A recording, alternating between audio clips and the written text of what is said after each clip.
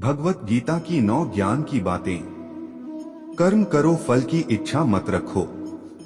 मनुष्य को बिना फल की इच्छा से अपने कर्तव्यों का पालन पूरी निष्ठा और ईमानदारी से करना चाहिए।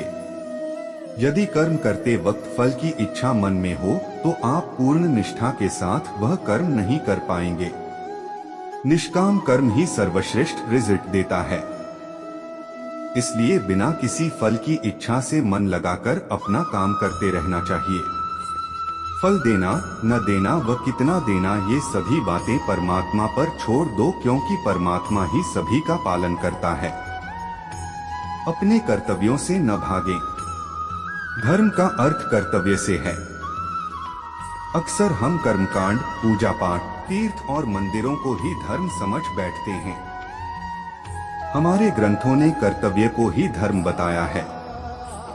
अपने कर्तव्यों को पूरा करने में कभी अपयश और लाभ हानि का विचार नहीं करना चाहिए। बुद्धि को सिर्फ अपने कर्तव्य पर एकाग्र करके काम करना चाहिए। इससे मन में शांति रहेगी और बेहतर परिणाम मिलेंगे। कर्म के प्रति उदासीन न रहें। बुरे परिणामों के डर से अगर ये सोच लें कि हम कुछ नहीं करेंगे तो ये हमारी मूर्खता है। खाली बैठे रहना भी एक तरह का कर्म ही है, जिसका परिणाम हमारी आर्थिक हानि, अपयश और समय की हानि के रूप में मिलता है। इसलिए कभी भी कर्म के प्रति उदासीन नहीं होना चाहिए। अपनी क्षमता और विवेक के आधार पर हमें निरंतर कर्म करते रहना चाहिए। इच्छाओं और अहंकार को त्याग कर कर्तव्यों का पालन करें।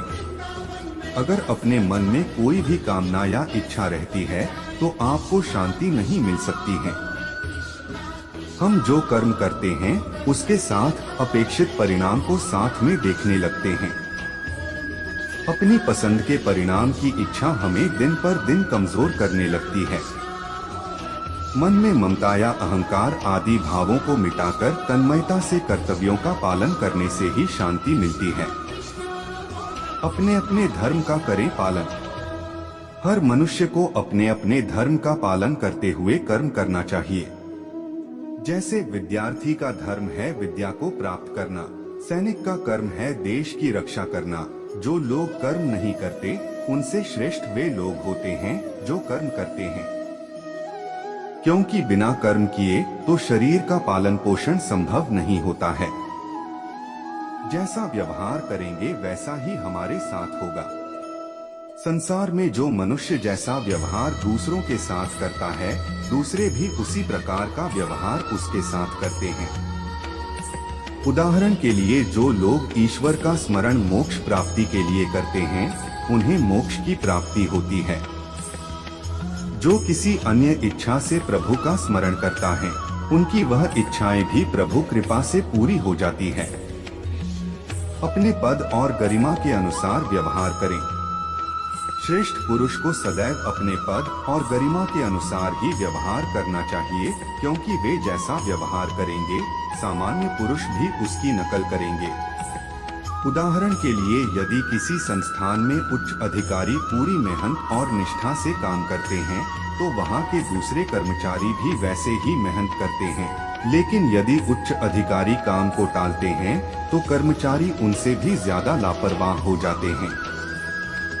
कोई भी कितना भटकाए, अपने काम पर अटल रहना चाहिए। इस दौर में हर कोई आगे निकलना चाहता है। ऐसे में ज्यादातर संस्थानों में ये होता है कि कुछ चतुर छात्र अपना काम तो पूरा कर लेते हैं, लेकिन अपने साथी को उसी काम को टालने के लिए प्रोत्साहित करते हैं अथवा काम के प्रति उसके मन में लापरवाही का भाव भरने लगते हैं। श्रेष्ठ छात्र वही होता है जो अपने काम से दूसरों के लिए प्रेरणा का स्रोत